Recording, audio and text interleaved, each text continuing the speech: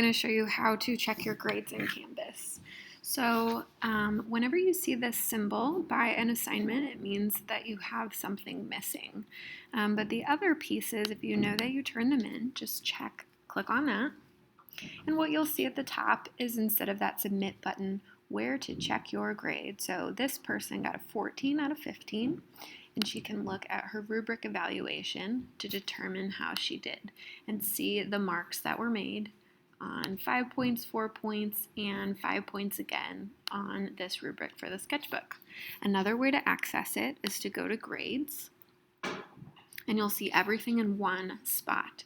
And this symbol on the side will take you to that same rubric that we just looked at, but right in line underneath the assignment. And if there is a symbol like this, a comment can be seen.